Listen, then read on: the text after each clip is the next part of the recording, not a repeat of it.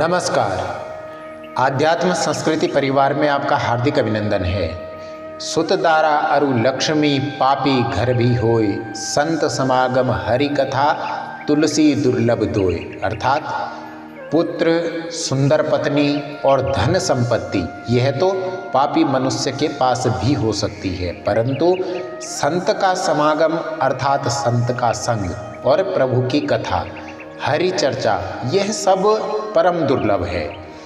जिस किसी के पास इस कलिकाल में आजीविका चलाने हेतु आय का समुचित साधन, उत्तम स्वास्थ्य, संस्कारी परिवार और इसके साथ साथ भगवान का नाम लेने का समय है, वास्तव में उस पर भगवान की केवल कृपा नहीं अपितु अति कृपा है। सुखी जीवन के लिए बहुत अधिक संसाधनों की आवश्यकता नहीं होती। सुख और आनंद मन की अनुभूति है, जिन्हें सीमित संसाधनों का समुचित उपयोग कर जो प्राप्त है उसी पर गर्व करके अनुभव किया जा सकता है। यदि मन में तृष्णाएं हैं तो बड़े बड़े महलों में रहते हुए, अपार धन संपदा होते हुए भी व्यक्ति सदैव अशांत और दुखी ही रहता है। एक नगर का राजा जिसे ईश्वर ने सब कुछ दिया, एक समृद्ध राज्य, सुशील और गुणवती पत्नी, संस्कारी संतान, सब कुछ था उसके पास, पर फिर भी वह दुखी का दुखी ही रहता था। एक बार वो भ्रमण करते हुए एक छोटे से गांव में पहुंचा, जहां एक कुम्हार भगवान भोले बाबा के मंदिर के बाहर मटकियां बेचा करता था। साथ ही उसने कुछ मटकियों में यात्रियों को पिलाने के लिए पानी भर रखा था। वहीं छाया में लेटे लेटे आनंद से वह कुम्हार हरि भजन गा रहा था। राजा वहां आया और भगवान भोले बाबा के दर्शन किए। फिर कुम्हार के पास आया तो कुम्हार ने बड़े आदर से राजा को भी पानी पिलाया।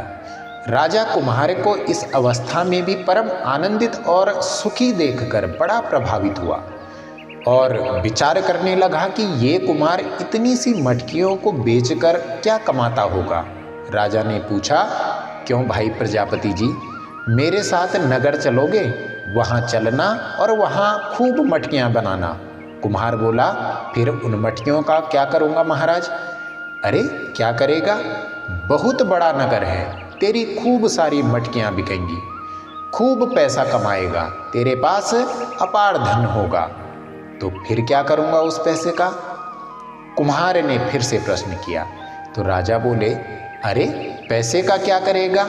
अरे क्या तुम्हें यह ज्ञात नहीं कि धन दौलत पैसा ही सब कुछ है?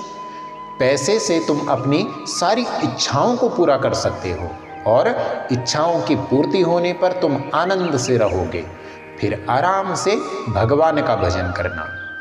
कुम्हार बड़े गंभीर भाव से बोला, क्षमा करना राजन, पर आप मुझे यह बतलाइए कि अभी मैं क्या कर रहा हूँ, और हाँ, पूरी ईमानदारी से विचार करके बताना।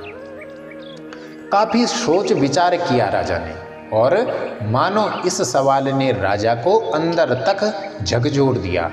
राजा कहने लगे, हाँ प्रजापति जी, आप इस समय आराम से भगवान का भजन कर रहे हो और जहाँ तक मुझे दिख रहा है आप पूरे आनंद में हो।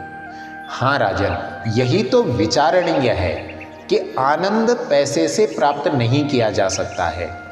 यदि जीवन में शांति की अभिलाषा है, आनंद प्राप्त करना चाहते हैं, तो जो कुछ आपके पास उपलब्ध है उसी से परोपकार कीजिए। यदि जीवन में देना सीख लिया तो समझ लेना आपने आनंद की राह पर कदम रख लिया। स्वार्थ को त्यागो, परमार्थ को चुनो।